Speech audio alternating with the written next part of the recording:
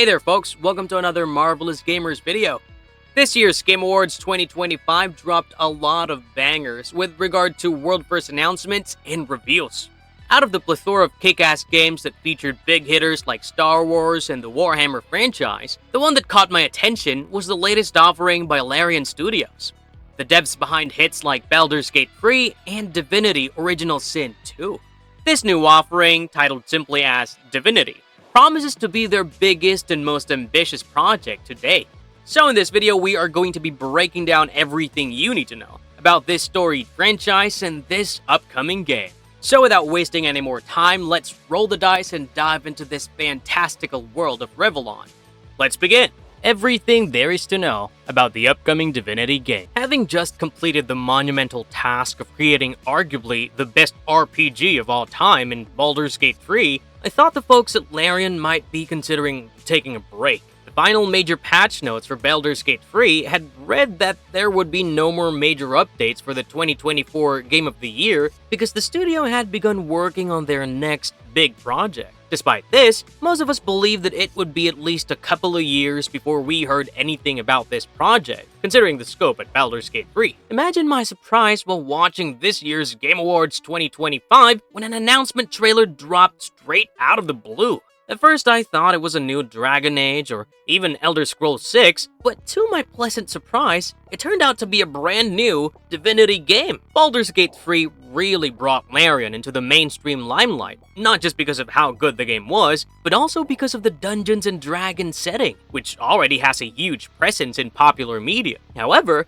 much before this indie studio set its right into the world of Faerun, it had already become a household name for many gamers, especially fans of the CRPG genre. The Divinity line of games is set in the fictional world of Rivellon, which is much like other fantasy series that have been inspired by Tolkien. It is home to a host of mystical creatures, mages, leeches, undead, elves, dwarves, and humans. The timeline for the games is somewhat convoluted, with each game taking place several decades or centuries in between each other. However, due to this, you could just pick up any of the Divinity games and play them as standalone titles without having to worry that you're missing out on anything major. Of course, if you have played more than a single game in the series, you'll be much better equipped to handle the extensive lore the game throws at you, but it's hardly necessary and won't take away from your experience. However, if you really want to tackle these games in a chronological order, so that you are all set and fully prepared for the Divinity game that was just announced, have no fear, I have you covered. You want to start out with the 2013 Divinity Dragon Commander, which is set eons before the events of the RPG games. Follow this up with Divinity Original Sin in 2014, which takes place 1,000 years or so before the events of the first game. Then you want to tackle Divine Divinity, the game that kicked everything off, as we follow the journey of Lucian the Divine in an almost Diablo-style game.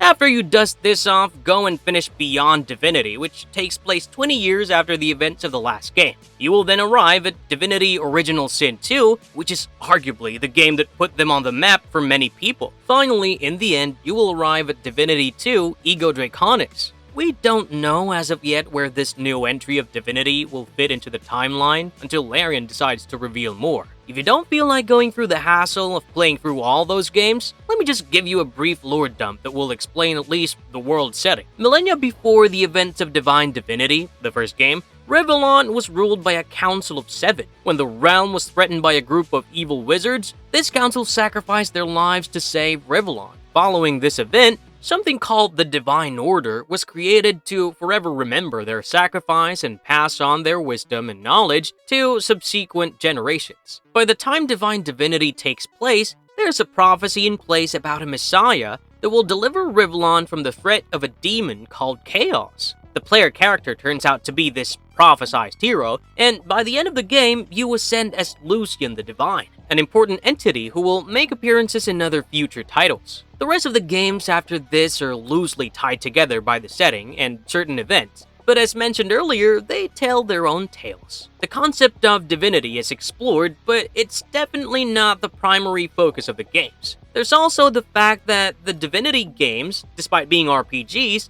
aren't all built the same. For instance, Divinity Dragon Commander is a grand strategy game with real-time combat, while the original Sin series is mostly based on the classic turn-based CRPG model that they perfected with Baldur's Gate 3. This recently announced game is simply titled Divinity, so we're not yet sure what genre this will exactly fall into. According to Sven Vinke, the CEO of Larian Studios, since this is the first game in the series that's simply titled as Divinity, they aim to bring everything that they have done before into this game. And he promises much more depth than any other games that they've created, which sounds highly ambitious if you're familiar with Divinity Original Sin and Baldur's Gate 3. Now, Baldur's Gate 3 in particular really set the bar with regard to player agency in a video game, and it will be interesting to see how they top that in this upcoming game. You can kill almost every single non-playable character you come across. You can drench your enemy with rain and then electrocute them for extra damage, or freeze their blood and have them shatter into 1,000 pieces. The possibilities are almost endless in the recent games by Larian Studios,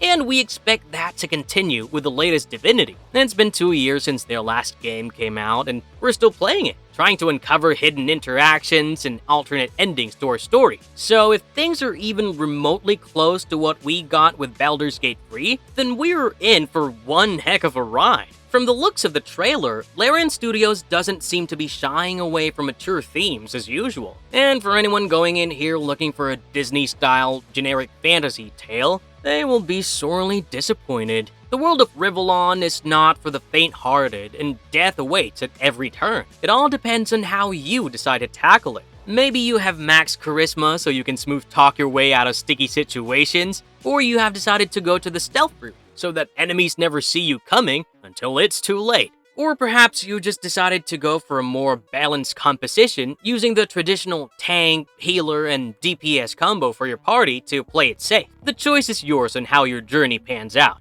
I will keep my eyes peeled so that you will be the first to know if Larian decides to grace us with a release date. We expect this game to be released first on PC, and then not long after on the consoles. Have you tried any of the other Divinity games? Or are you someone looking forward to this one having been introduced to Larian after Baldur's Gate 3? Let us know in the comments below. I for one cannot wait to get my hands on this one, and I'm sure neither can you.